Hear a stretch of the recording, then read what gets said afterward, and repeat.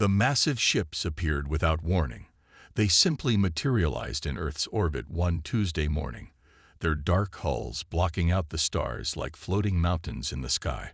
The world stood still as humans everywhere stopped to stare upward, their phones recording the moment that changed everything. Colonel James Miller watched the main screen at Earth Defense Command with his fists clenched. 20 years of military service hadn't prepared him for this moment. The alien ships were huge, each one larger than the biggest aircraft carrier ever built. Their hulls showed the scars of past battles, telling stories of victories on other worlds. The global internet crashed within minutes as panic spread.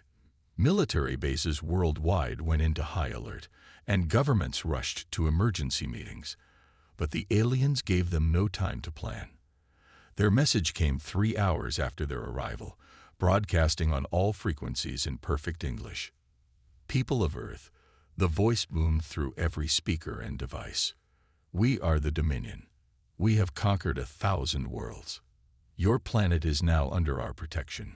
Surrender within 48 hours, and you will be treated fairly as subjects of our empire. Resist, and we will take this world by force. In the command center, Miller studied the tactical displays showing the alien fleet. He counted 30 main ships and hundreds of smaller vessels. Their weapons were powered up but not targeted, yet. They're giving us a chance to kneel without a fight, General Thompson said, standing beside Miller. How kind of them. Miller nodded, his mind racing through combat scenarios. Sir, that crashed scout ship we recovered in Brazil 15 years ago. The shield technology we reversed engineered from it is already being deployed, Thompson finished. Every major city and military installation will have coverage within 24 hours. But we've never tested it against their level of firepower. The next 2 days were a blur of activity. The world's militaries, for once united by a common threat, prepared for war. Civilians were evacuated from major cities. Strategic resources were moved to hardened bunkers.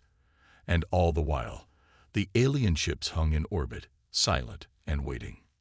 Miller worked with teams worldwide, coordinating defense plans and studying what little they knew about Dominion warfare.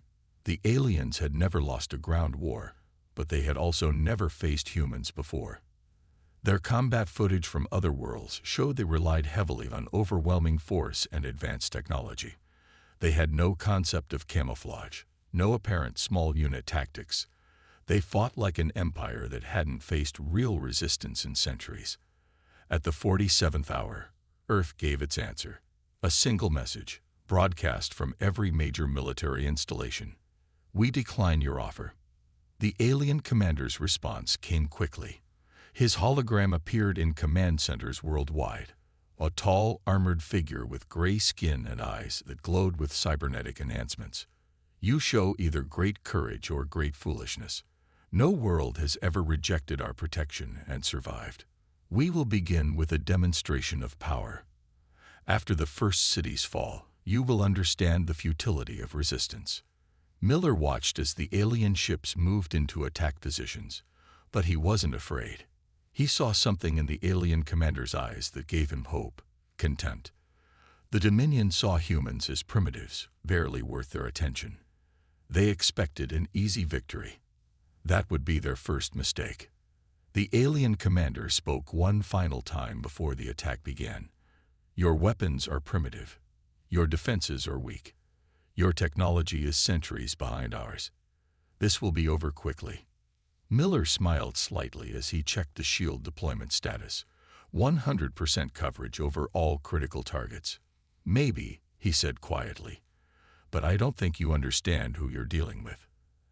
As the first alien energy weapons powered up, Miller thought about human history, about how warfare had shaped our species, about how every major conflict had driven innovation and tactical evolution. The Dominion had conquered 1,000 worlds, but they had never faced a species that had spent its entire history fighting itself, constantly developing new ways to overcome stronger opponents. They were about to learn that technology wasn't everything. They were about to learn what happened when you cornered a species that had turned warfare into an art form. The first shots from the alien fleet lit up the sky like new stars, and the real education of the Dominion was about to begin. The orbital bombardment began at dawn. Green beams of energy stabbed down from the Dominion ships, powerful enough to vaporize mountains. Commander Rex stood on his command deck, watching with satisfaction as the weapons fired. He had done this dozens of times before. A quick show of force, a few destroyed cities, and then the inevitable surrender. These humans would be no different. But something was wrong. The energy beams hit invisible barriers above their targets, spreading out like water on glass. The shields humans had built from stolen Dominion technology were holding. Rex slammed his fist against his command console. Impossible. His crew flinched at his outburst. They're using our own shield technology against us. Increase power to all weapons. Down on Earth, Colonel Miller watched the light show with grim satisfaction. The alien weapons were incredibly powerful, but the shields were distributing the energy across their entire surface, just as the engineers had predicted. Every city, every military base, every strategic location stood protected under shimmering domes of invisible force. "Sir," a young lieutenant called out, "the aliens are changing formation. They're concentrating fire on Washington, D.C.'s shield." Miller nodded calmly. "Let them waste their energy. Every shot they fire teaches us more about their weapons." The Dominion ships gathered over the American capital, their combined firepower enough to crack a planet's crust. The shield over Washington, D.C. glowed brighter and brighter as it absorbed the assault. For 10 minutes, the aliens poured enough energy into their attack to power Earth's cities for a year. The shield held. In orbit, Rex paced his command deck, his cybernetic eyes glowing red with fury. How are they doing this? He turned to his second-in-command. "Send in the heavy bombers. We'll overwhelm their defenses with sheer firepower." 1,000 Dominion bombers descended through the atmosphere, their holds full of weapons that could level mountains. Human fighter pilots scrambled to meet them, their aircraft small and primitive compared to the alien ships, but they had trained for this moment. The sky erupted in chaos as human pilots proved that fancy technology meant nothing without skill. They flew their primitive jets with impossible precision, diving through the alien formation like wolves among sheep. The Dominion pilots, used to relying on superior technology, found themselves outmaneuvered at every turn. Miller watched the radar displays as human pilots claimed victory after victory. The aliens had better ships, better weapons, and better armor. But they flew like machines, following programmed patterns. The humans flew like humans, unpredictable, creative, and absolutely ruthless. 60% of enemy bombers destroyed. The lieutenant reported, unable to keep the pride from his voice. The rest are retreating. In orbit, Rex received the casualty reports with growing horror. How had these primitives done this? His superiors would demand answers. The Dominion had not faced such losses in centuries. "Commander," his tactical officer spoke hesitantly, "we're detecting massive movement on the surface. The humans are mobilizing ground forces. They're preparing for a ground war." Rex stared at the tactical display, watching the movements of human armies across the planet. This was not how conquests were supposed to go. Primitives were supposed to break under orbital bombardment. They were supposed to surrender when faced with superior technology. These humans were acting like they thought they could win. On Earth, Miller ordered worldwide defense forces into position. The aliens would have to try a ground invasion now. Their reputation wouldn't let them retreat. And that's exactly what humanity had prepared for. "Send word to all commands," Miller ordered. "The real war is about to begin. The aliens think they know ground combat, but they're about to learn what it means to fight humans on their own turf." As the sun set on the first day of the war, both sides prepared for what was to come. The Dominion gathered their ground forces, confident that their advanced technology would prevail in close combat. But they didn't understand what they were facing. They had never fought an enemy who had spent millennia perfecting the art of war, who had learned to win against superior forces through cunning and determination. They were about to learn why you should never force humans to fight a ground war. The cornfields of Kansas stretched as far as the eye could see, golden waves rippling in the morning breeze. To the Dominion ground commander, it looked like perfect terrain for their first assault. Flat, open ground where their massive war machines could move freely. No place for the humans to hide. The alien dropships descended like angry wasps, deploying 100-foot-tall walker vehicles and armored troops in formations that would have struck fear into any of their previous conquests. Their war machines gleamed in the sunlight, bristling with energy weapons that could vaporize tanks. Ground assault units in position, the Dominion commander reported to Rex in orbit. These planes offer no cover. The humans will be forced to meet us in open battle. But the humans weren't there. Their military bases were empty. Their cities seemingly abandoned. The alien forces advanced cautiously across the farmland, scanners searching for signs of resistance. 1,000 yards away, hidden in trenches under camouflage netting, Miller watched through binoculars. His forces had spent days preparing the battlefield. Every field was mined. Every hill contained hidden bunkers. And most importantly, every soldier knew exactly what to do. The first alien walker stepped onto a seemingly empty field. Motion sensors hidden beneath the soil detected its weight. Anti-tank mines, not the simple explosives the alien scanners were programmed to detect, but smart weapons designed specifically for this moment, detonated in sequence. The massive machine crashed to Earth, and chaos erupted. Hidden missile teams launched their weapons from beneath haystacks and false irrigation equipment. The aliens had never encountered such tactics. Their enemies always faced them directly, relying on technology and force. But humans had learned long ago that direct confrontation was often the worst strategy. "Return fire," the Dominion commander screamed. "Find their positions." But his troops were firing blindly. The humans had hidden themselves too well, using simple techniques that the aliens' advanced scanners weren't designed to detect. Infantry squads emerged from underground bunkers behind the alien lines, their primitive projectile weapons proving surprisingly effective against armor designed to stop energy weapons. The aliens had never considered that physical bullets might be a threat. Their armor was built to deflect lasers and plasma. Miller watched as more alien walkers fell to coordinated strikes. His troops moved like ghosts across the battlefield, appearing just long enough to strike before vanishing again. The aliens' rigid formations, so impressive at first, became a disadvantage as chaos spread through their ranks. "They're falling back to their dropships." His radio crackled. "Should we pursue?" "Negative," Miller responded. "Let them retreat. We've made our point." In orbit, Rex received the casualty reports with disbelief. Half his ground force destroyed or disabled. Dozens of their most advanced war machines reduced to smoking wreckage.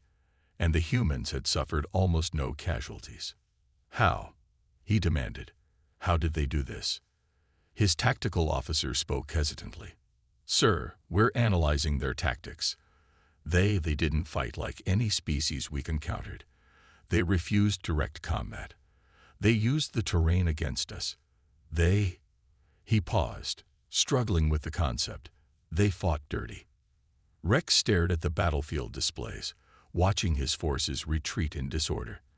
The humans hadn't won through superior technology or strength. They had won through cunning, through preparation, through their willingness to fight in ways the Dominion considered beneath them. On the ground, Miller's forces were already preparing for the next battle. They knew the aliens would return, probably in the mountains or forests where they thought the humans' guerrilla tactics would be less effective. But that's exactly what they had planned for. "Send word up the chain," Miller ordered. "First contact successful. The enemy fights exactly as we predicted, rigid, overconfident, and completely unprepared for real combat." As evening fell over the Kansas battlefield, the humans began collecting the alien wreckage for study. Each destroyed walker and dropped weapon would help them prepare better for the next fight. Because there would be a next fight. The Dominion's pride wouldn't let them retreat after one defeat. In the growing darkness, Miller smiled. The aliens were about to learn that this was just the beginning of their education in human warfare. The Rocky Mountains stood like ancient giants against the dawn sky. Lieutenant Anna Weber adjusted her thermal camouflage suit and checked her rifle scope one more time. Her team had spent 3 days setting up their position, building hidden bunkers in the mountainside that even the aliens' advanced scanners couldn't detect. The Dominion forces were moving through the valley below, their confidence restored by new tactics and better equipment. After their defeat in Kansas, they had adapted. Their walkers now carried shield generators, and their troops moved in smaller groups. They thought the mountains would work in their favor, forcing humans to fight from predictable high ground positions. All teams check in, Weber whispered into her radio. One by one, 20 different teams responded. They were spread across 3 mountains, waiting. The aliens thought they were hunting the humans. They didn't realize they were walking into another trap. The first shot didn't come from a gun. High up on the mountain peaks, carefully placed charges detonated in sequence. The sound echoed through the valley like thunder. Tons of snow and rock broke free, rushing down toward the alien forces. The Dominion troops reacted quickly, raising their shields against the avalanche. But that was exactly what Weber's teams had planned for. The moment the aliens activated their shields, dozens of high-powered rifles cracked. The bullets, designed to fragment on impact, slipped through gaps in the aliens' energy shields that only appeared when the shields were under stress. Like clockwork, Weber muttered as she watched alien troops fall. Their advanced armor, designed to stop energy weapons, couldn't handle the simple physics of high-velocity projectiles. The aliens had learned from their previous defeat but still hadn't truly understood what they were fighting against. Commander Rex watched the battle from his command ship, his frustration growing. His forces had the best technology in the galaxy, yet these humans were beating them with simple tools and clever tricks. The avalanche attack was so primitive, yet so effective. And now his troops were pinned down, taking fire from positions they couldn't even locate. "Launch the search drones," he ordered. "Find their hiding spots." Hundreds of floating drones filled the air, scanning the mountainsides with advanced sensors. But Weber's teams had prepared for this too. Each bunker was lined with materials that scattered scanner signals. And in the time it took the drones to realize they weren't getting accurate readings, human snipers had already shot down dozens of them. The battle stretched into its second day. The aliens tried to advance up the mountains, but every route was covered. They tried to use their drop ships to deploy troops behind the human positions, but hidden anti-aircraft weapons forced them back. Even their attempts to simply blast the mountains with heavy weapons failed. The humans had built their positions too well and too deep. Miller received Weber's reports with satisfaction. The mountain defense was working exactly as planned. The aliens were learning that superior technology meant nothing against an enemy who understood their terrain and knew how to use it. "Sir," his communications officer called out, "the enemy is pulling back." Lieutenant Weber reports they've lost almost 60% of their ground forces.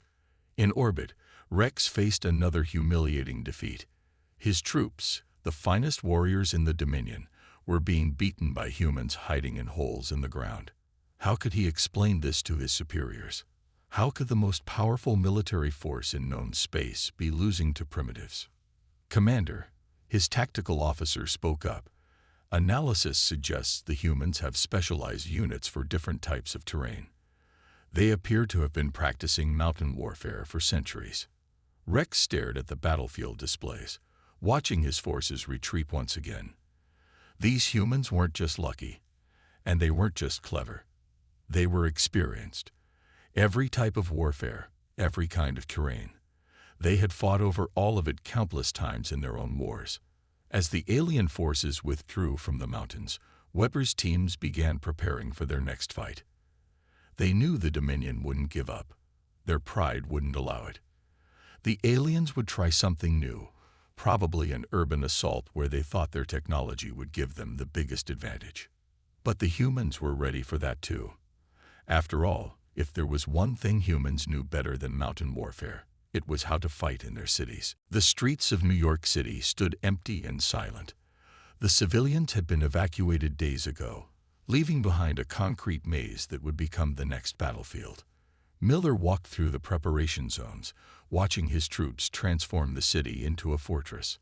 Every subway entrance had been rigged with sensors. Every skyscraper had been turned into a fighting position. The humans had learned from centuries of urban warfare that a city was more than just buildings. It was a three-dimensional battlefield where every window, every alley, and every underground tunnel could change the course of battle. Commander Rex led this assault personally. After the humiliation in the mountains, he had convinced his superiors that taking a major human city would break their will to resist. His drop ships descended between the buildings, deploying troops and vehicles directly onto the streets. "Spread out and secure the area," Rex ordered.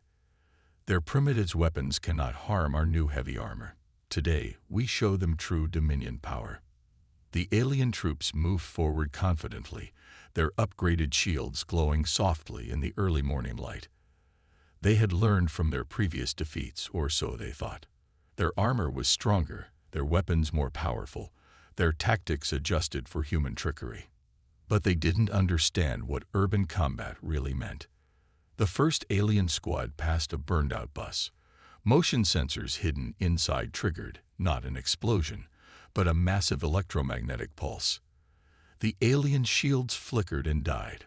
Before they could recover, shots rang out from a dozen different windows. The entire squad fell in seconds. "Contact!" The alien commanders shouted. "Return fire!" But their troops were shooting at empty windows. The human fighters had already moved, using the building's internal routes they had prepared days in advance. Miller watched from a command center deep underground. The city's subway and sewer systems had been converted into a massive transport network, allowing his forces to move unseen beneath the aliens' feet. Every time the Dominion forces thought they had found a human position, the defenders would melt away, only to appear somewhere else. Rex's forces pushed deeper into the city, growing more frustrated with each block. They tried to use their walker vehicles, but the narrow streets limited their movement. They attempted to deploy aerial support, but the urban canyons created by the tall buildings made flying dangerous, and hidden anti-aircraft positions took a heavy toll.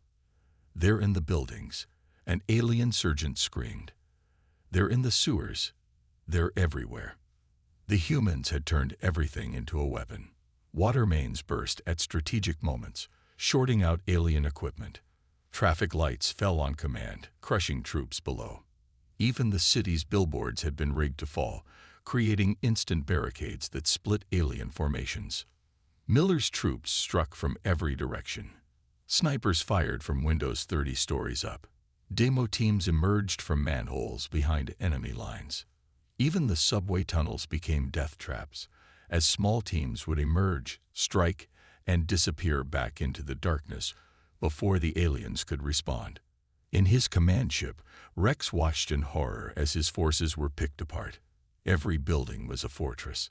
Every street was a killing zone. His troops were dying, not to superior technology or overwhelming force, but to an enemy that had turned an entire city into a weapon. "Sir," his tactical officer reported, "we've lost contact with 3rd Division. They were clearing a sector of tall buildings when they just disappeared." Rex slammed his fist down. "How? How are they doing this? We have superior weapons, superior armor, superior everything." But he was beginning to understand. The humans hadn't just prepared the city, they had lived in it. They knew every corner, every shadow, every possible way to turn urban terrain to their advantage. His troops were fighting in an environment humans had spent generations learning to defend. As night fell, the remaining Dominion forces retreated. They had taken horrific casualties and gained nothing. The humans hadn't just defeated them, they had made them look foolish. Miller received the reports with grim satisfaction. The urban battle had gone even better than expected. But he knew the Dominion wouldn't give up. They would try one more massive assault, probably in terrain they thought would finally give them the advantage. Let them come, he thought. Whether in cities, mountains, or open desert, humanity would show them what real warfare meant. The Sahara Desert stretched endlessly under the burning sun.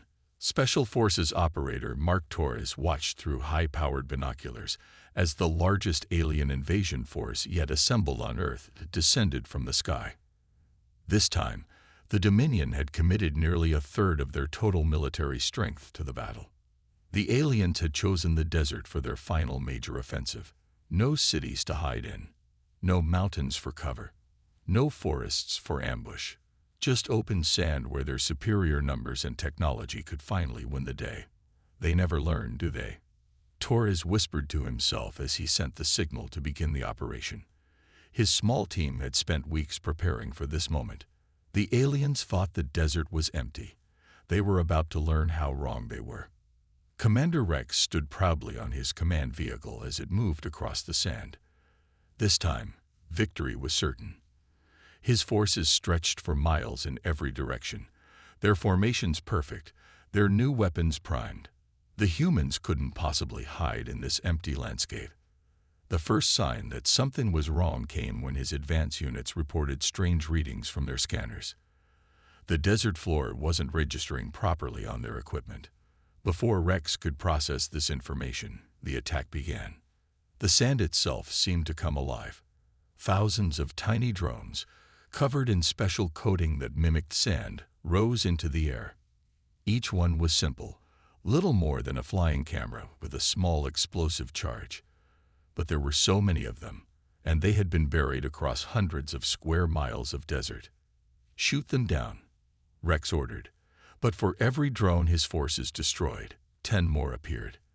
They weren't doing much damage, but they were disrupting his formations, forcing his troops to activate their shields, consuming their energy.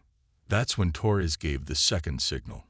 Buried electromagnetic pulse generators activated in sequence across the battlefield.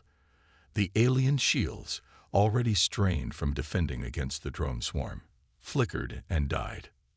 "Now," Torres commanded, and the real attack began. Human forces, hidden in underground bunkers that had been dug weeks ago, emerged across the battlefield. They had studied how the aliens responded to attacks, learned the patterns of their tactical doctrine. Every human soldier knew exactly where the aliens would be and exactly how they would react. Rex watched in horror as his perfect formation dissolved into chaos.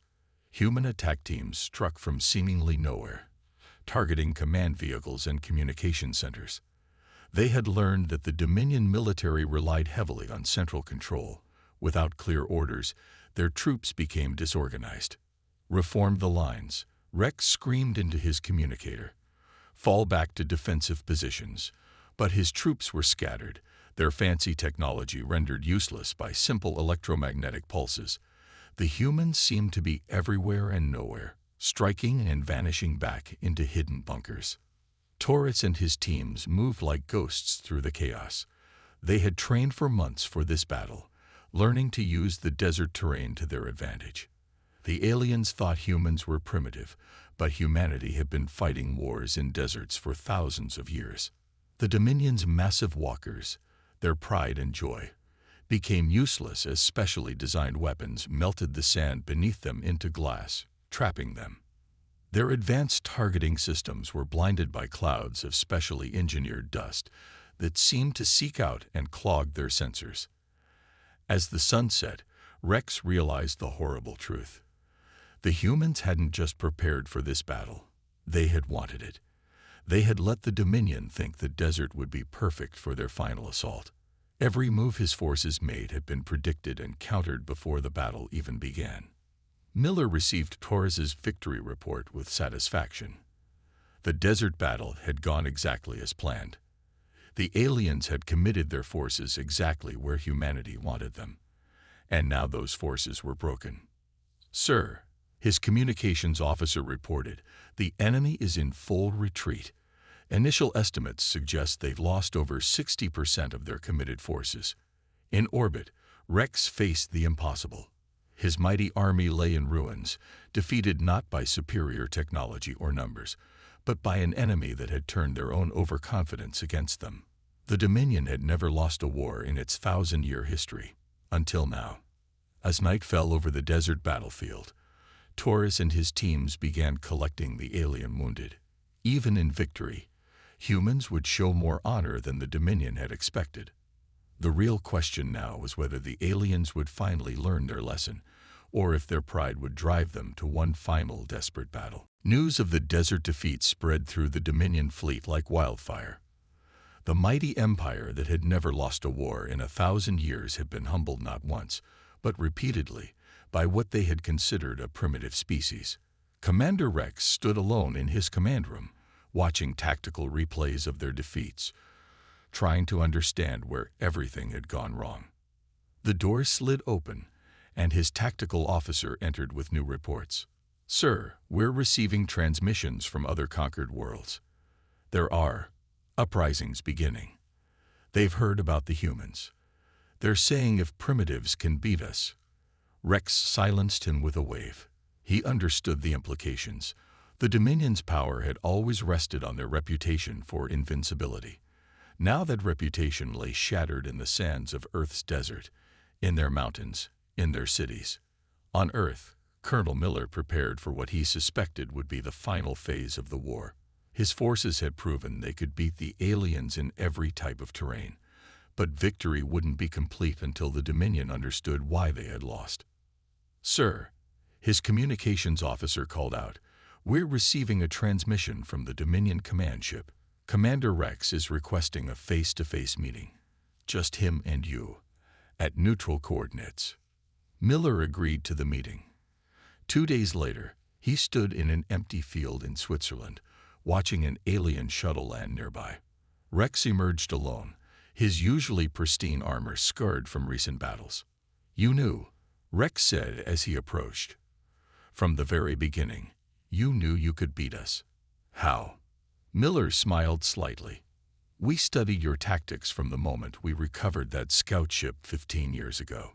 You fight like an empire that's never faced real resistance. All force, no adaptation. Humans, we've been fighting ourselves for thousands of years. Every tactic you used, we'd seen before. Every advantage you had, we overcome before." Rex's cybernetic eyes dimmed as he processed this. "Our technology is superior. Our numbers are greater. Our empire spans galaxies. And that's exactly why you lost," Miller explained. "You relied on superiority instead of skill. Your troops are brave, but they don't think for themselves. They wait for orders while humans take initiative. You fight like you're invincible. We fight like every battle could be our last." The alien commander was silent for a long moment. "The Dominion has never retreated from a conquest," he said finally. "But we've also never faced an enemy like humanity. My superiors are divided on how to proceed." Miller nodded. "Then let me make it simple for them. Humanity is willing to make peace.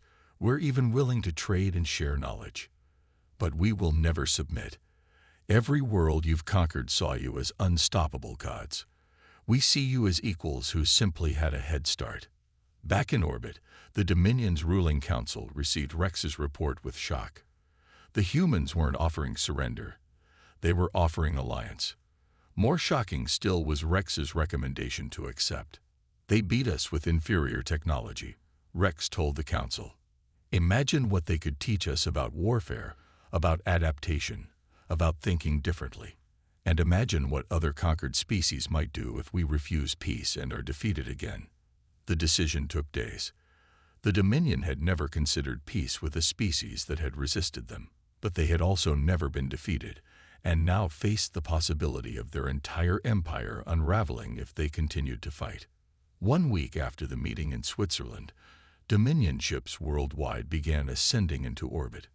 Not in retreat, but as part of the first peace treaty the Empire had ever signed. The terms were simple. Earth would remain free. Humanity would share their military expertise, and the Dominion would begin treating other species with more respect.